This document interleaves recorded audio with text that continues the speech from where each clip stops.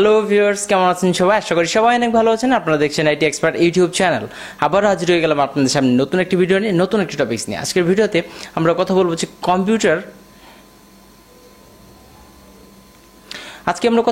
কম্পিউটারের সাথে কিছু কমন কাজ যেগুলো আমরা প্রায় করে থাকি, যে কাজগুলো করা উচিত নয়, যার ফলে আপনার কম্পিউটারগুলো ভালো থাকবে বা সুস্থ থাকবে। কিন্তু এই কাজগুলো করার ফলে আমাদের কম্পিউটার অসুস্থ হয়ে যায়, বিভিন্ন ধরনের প্রবলেমে পড়ি।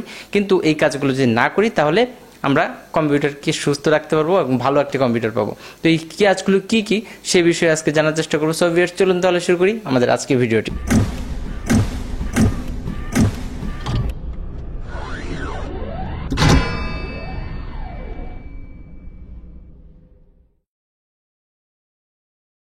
সো সবার প্রথমে নাম্বার 1 আছে ডোন্ট কভার ইউর পিসি। আমরা যখন নতুন একটা পিসি কিনে নিয়ে আসি তখন এটা অনেক আদরের থাকে, তখন এটাকে দেখা যায় ময়লা পড়া যাবে না, ধুলা পড়া যাবে না, যার ফলে এটাকে একটা কভার দিয়ে ঢেকে দিই, অনেক সময় প্লাস্টিক দিয়ে ঢেকে দিই, বা এমন দেখা যায় যে পিসিটা যেখানে রাখছি বা তার আশেপাশে যে অন্য সব জিনিসপত্র আছে, যার ফলে দেখা যাচ্ছে কি এটা আসলে ভেন্টিলেশন সিস্টেমটা নষ্ট হয়ে যায়।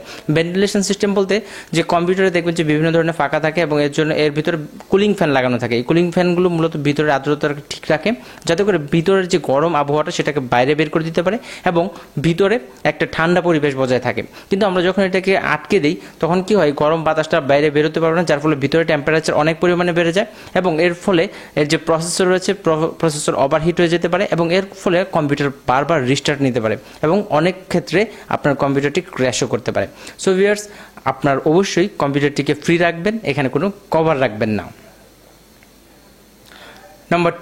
নাম্বার টু হচ্ছে সিস্টেম ফাইল। অনেক সময় দেখা যায় কি সিতে জায়গা কমে গেছে, তো সেই জন্য কি করি, সির ভিতরে যায় ঢোকার পরে এখানে দেখা যায় বিভিন্ন ধরনের ফাইল থাকে যেগুলো মনে হয় আর এগুলো তো কোনো কাজের না, তখন এগুলোকে ফেলে দিয়ে আমরা চেষ্টা করি যে আরে নতুন গেম ইনস্টল করবো, নতুন গেম খেলতে পারবো, সেজন্য এগুলোকে ফেলে দিই। কিন্তু এটা একদম করা উচিত নয়।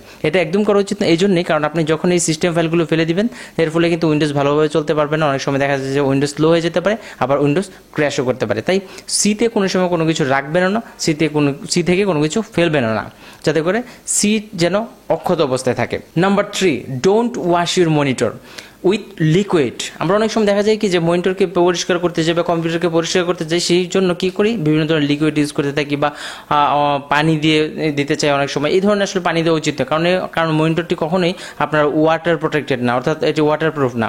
এগুলো মূলত যদি আপনি পানি দিয়ে পরিষ্কার করেন তাহলে পানি কিন্তু ভিতরে চলে যেতে পারে এবং আপনার পার্টসগুলোকে খারাপ করে দিতে পারে এবং অনেক সময় দেখা যাচ্ছে শর্ট সার্কিটও হতে পারে। তবে হ্যাঁ, অনেক সময় দেখা যাচ্ছে বিভিন্ন ধরনের লিকুইড থাকে যেগুলো মনিটর বা ক্যামেরা এগুলো পরিষ্কার করার জন্য হয়, সেগুলোর ব্যাপার আমি বলছি না, সেগুলো হচ্ছে আলাদা। সেগুলো অল্প পরিমাণে দিয়ে আপনি যে মাইক্রোফাইবার যে কাপড় রয়েছে সেগুলোতে আপনি পরিষ্কার করতে পারেন, বাট অন্য কোনো লিকুইড যেন ব্যবহার না করা হয়। যেমন অনেক সময় মনে হয় যে এটাকে স্যাভলন দিয়ে পরিষ্কার করলেন, ডেটল দিয়ে পরিষ্কার করলেন, এই কাজটা কখনো করবেন না, যাতে করে আপনার মনিটরের ভিতরে কোনোভাবেই পানি প্রবেশ না করতে পারে।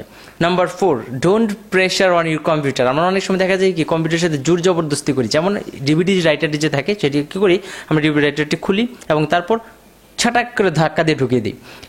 এই কাজটা কখনো করবেন না, কারণ হচ্ছে যে এটার ভিতরে একটা বেল থাকে, যেই বেলটা মোটরের সাথে কানেক্টেড থাকে। তো এই ছোট ছোট মোটর থাকে, তার যতটুকু স্পিডেই তো সে এটিকে ভিতরে নেবে, তাই না?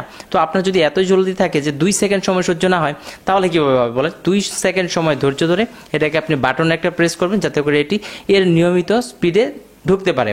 তা নাহলে দেখা যাবে কি এটা এমনই অবস্থা হয়ে গেছে সবসময় ধাক্কা দিয়ে ঢোকাতে হচ্ছে, বা দেখা যায় যে আর ভিতরে আর ঢুকছে না। এই ধরনের বিভিন্ন ধরনের প্রবলেম হতে পারে। অনেক সময় দেখা যাচ্ছে আপনার মোটরটি নষ্ট হয়ে যেতে পারে, বেল্ট ছিঁড়ে যেতে পারে। সেজন্য অবশ্যই কখনো প্রেশার দিয়ে ঢোকাবেন না। এটা বাটন দেওয়া হয়েছে এই জন্যই যাতে এটি এর নির্দিষ্ট স্পিডে ঢুকতে পারে।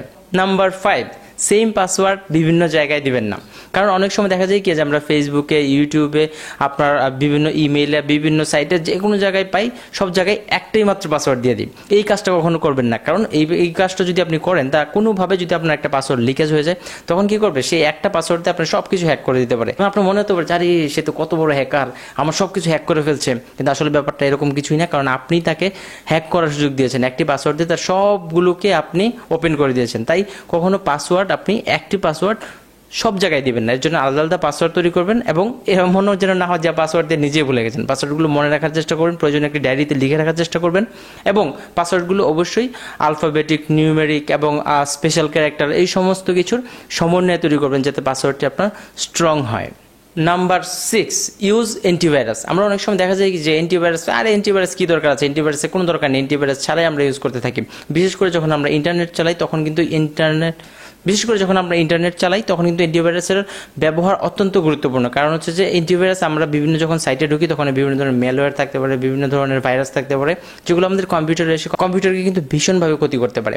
তাই অ্যান্টিভাইরাসটিও যদি থাকে আপনার কাছে বা ইন্টারনেট সিকিউরিটি থেকে, তাহলে কিন্তু সেই ম্যালওয়্যারকে সে আটকে দেবে, আপনার কম্পিউটার পর্যন্ত প্রবেশ করতে দেবে না। তাছাড়াও এখন আসলে বিভিন্ন যে লেটেস্ট যে সমস্ত আপনার ব্রাউজারগুলো আছে সেগুলো কিন্তু যথেষ্ট পরিমাণ স্মার্ট। কারণ হচ্ছে এগুলো আপনার কোনগুলোতে ঢুকলে আপনার জন্য সেফ, কোনগুলো সেফ না, সে কিন্তু আগে থেকে আপনাকে সিগন্যাল দিতে থাকে।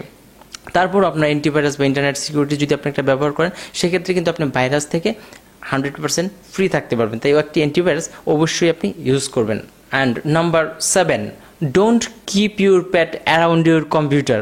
অনেক সময় দেখা যায় কি আমরা যে কুকুর পুষি বা বিড়াল পুষি, তো এগুলো যদি আমরা পুষতে থাকি এবং এগুলো যদি আমি কম্পিউটারের কাছে আসতে দেই, এগুলো দেখা যায় কি যে অনেক সময় বুঝতে পারে না, দেখা যায় যে আপনার কম্পিউটারের উপরে এগুলো প্রস্রাব করে দিতে পারে বা বিভিন্নভাবে পানি ফেলে দিতে পারে। তাই এই পানি থেকে কিন্তু কম্পিউটারকে যদি আপনি দূরে রাখতে চান, তাহলে আপনার যে পোষা বিড়াল বা পোষা কুকুরগুলো আছে সেগুলো থেকেও আপনার কম্পিউটারকে অবশ্যই দূরে রাখবেন।